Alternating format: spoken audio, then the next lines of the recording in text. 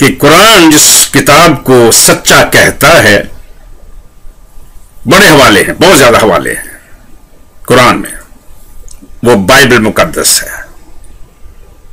اور سورت البقرہ جو ہے اس کی والیوم 2 لے لیں اور اس کی 141 اور 189، یہ اس کے علاوہ 136 143 بھی، یہ ساری باتیں اور ہیں، لیکن خصوصی طور پر سورت العمران لے لیں جو اس کی تیسری سورت ہے اور تیسری اس کے ورس ہے۔ اس کے مطابق بائبل مقدس کو بہت اونچا درجہ دیا گیا ہے۔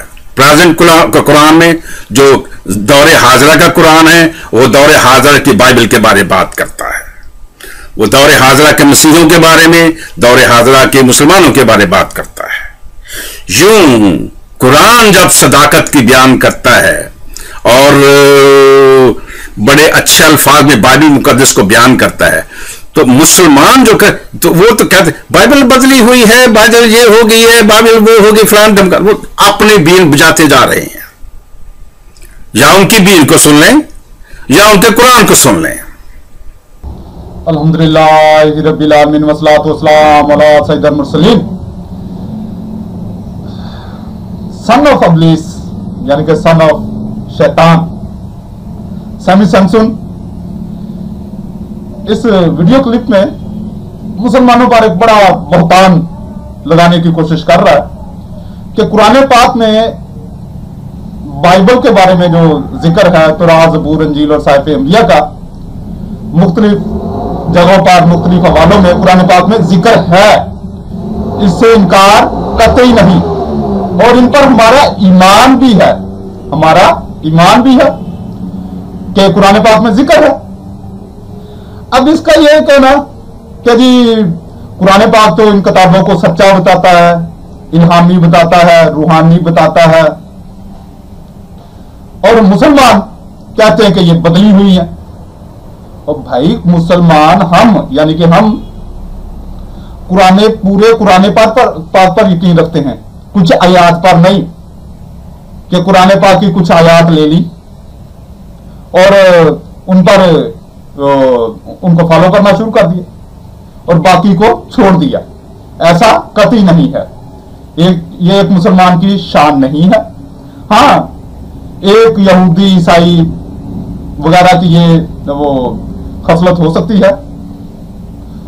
تو ہم دیکھتے ہیں کہ قرآن پاک میں ان کتب کے بارے میں جن کو سچا بھی کہا گیا، جن کو کلام الہی بھی کہا گیا، ان کے بارے میں کیا ہے۔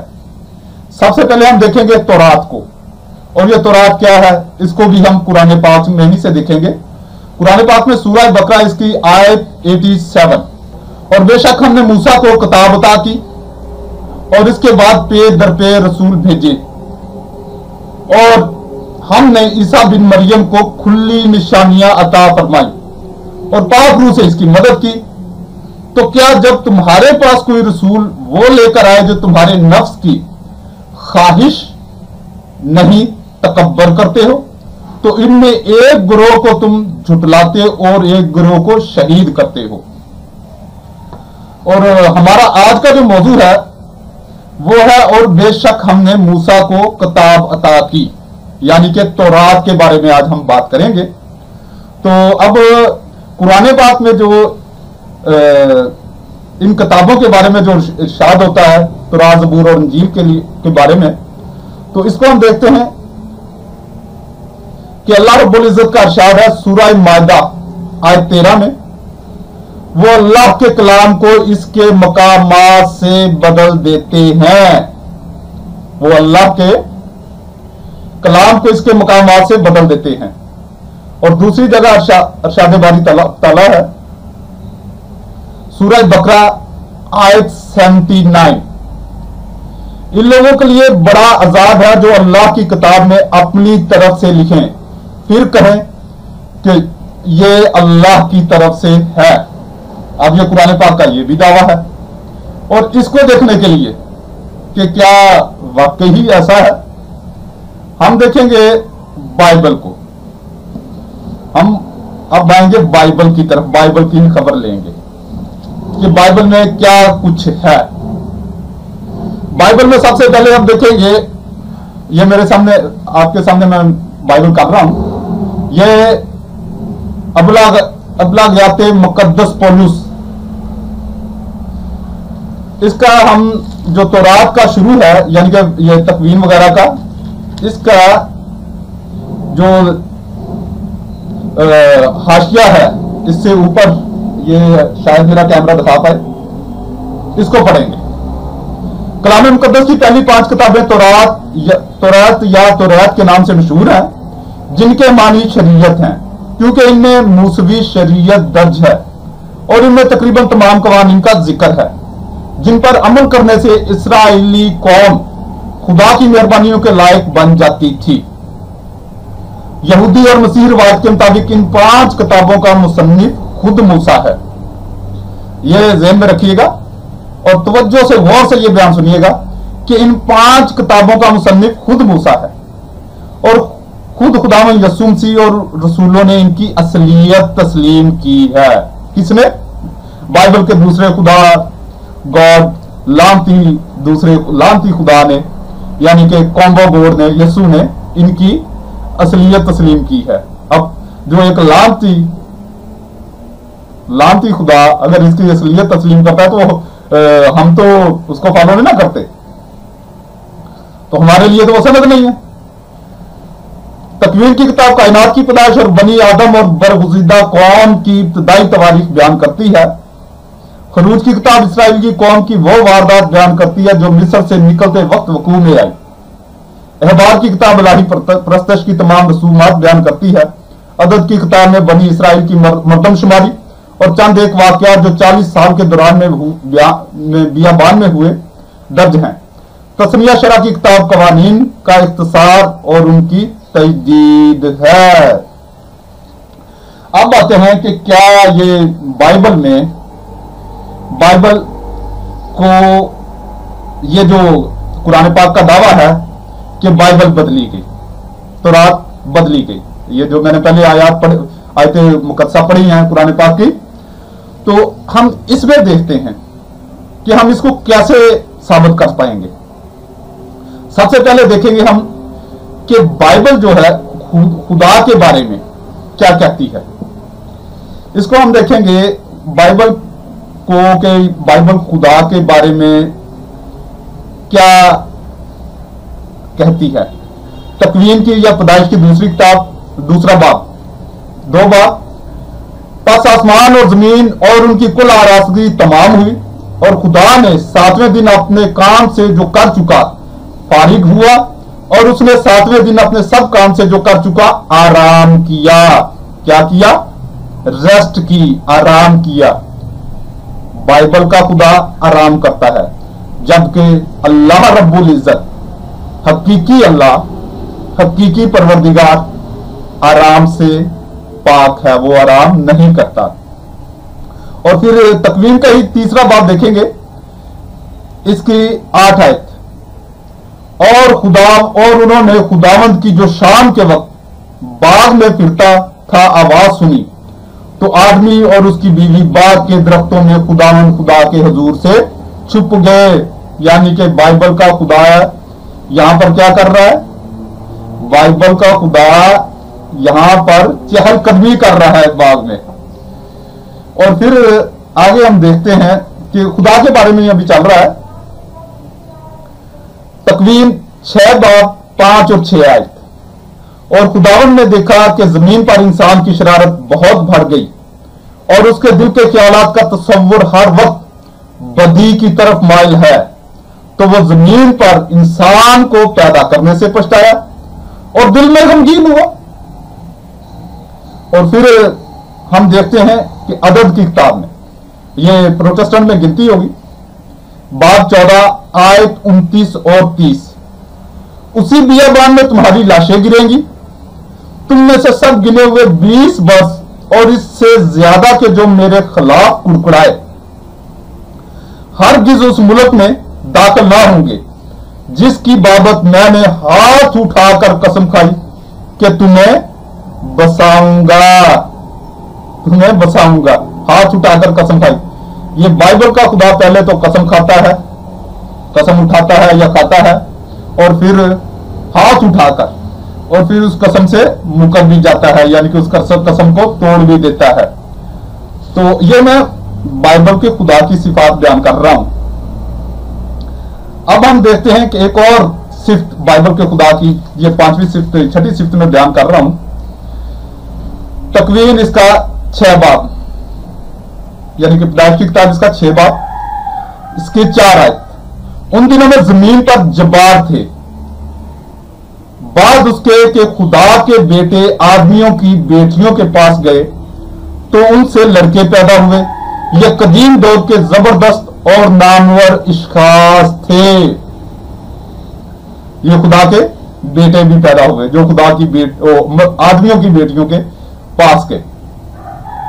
अब क्या ये सिफात, ये खूबियां जो ये इन्हीं मैंने आगे किसी किताब को टच नहीं किया, ये 5 किताबों में से कुछ, ये 5 किताबों के निस्बत से 5 खूबियां बयान की, 6 खूबियां बयान कर। तो क्या कोई समझदार ईसाई मसीही इन खूबियों को या इन सिफात को खुदा की सिफात करार देगा? मेरा ख्याल है कि कुछ समझदार मसीही जो है, जो थोड़ा बहुत अकल शऊर रखता है, चूड़े की बात नहीं कर रहा, चूड़े की बात नहीं कर रहा, जो थोड़ा बहुत समझदार मसीही है, ईसाई है, क्रिश्चियन है, वो खुदा की ये खूबियां या सिफात बयान करेगा, कहेगा कि ये सिफतें खुदा की सिफतें हैं।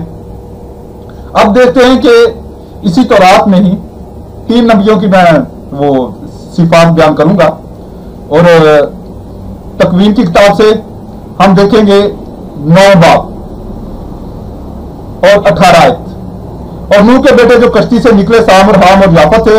हाम किनान का बाप है, नूह के यही 3 बेटे थे, और इन्हीं से तमाम जमीन पर बनी हुए इंसान फैले। और नूह खेती बाड़ी करने लगा, और उसने अंगूर का बाग उगाया, और उसकी मह पीकर नशा में आया और अपने डेरे के अंदर बरहन्ना हो गया। और किनान के बाप हाम ने अपने बाप को बरहन्ना देखा और अपने दोनों भाइयों को जो बाहर थे खबर दी। तब साम और याफत ने एक कपड़ा लिया और अपने दोनों कंधों पर धरा और पिछले पांव जाकर अपने बाप की बरहंगी को छुपाया, और उनके मुंह पिछली तरफ थे और उन्होंने अपने बाप की बरहंगी को ना देखा। ये 18 से 23 तक मैंने पढ़ा है कि बाइबल के खुदा का एक नबी शराब में इतना मदहोश हुआ कि उसे अपनी बरहंगी का एहसास नहीं रहा। क्या ये नबी का स्टैंडर्ड हो सकता है? ये मैं ईसाइयों से सवाल नहीं कर रहा, ये मैं मुसलमानों से सवाल कर रहा हूं, क्योंकि ईसाइयों के नजदीक तो नबी लानती भी हो सकता है, मुसलमानों के नजदीक नहीं हो सकता। तो फिर इसी को हम देखते हैं तकवीन 19 बाब में। 19 बाब में लूत ने अपनी बेटियों को प्रेग्नेंट किया, या लूत की बेटियां अपने सगे हकीकी बात लूत से हामला हुई।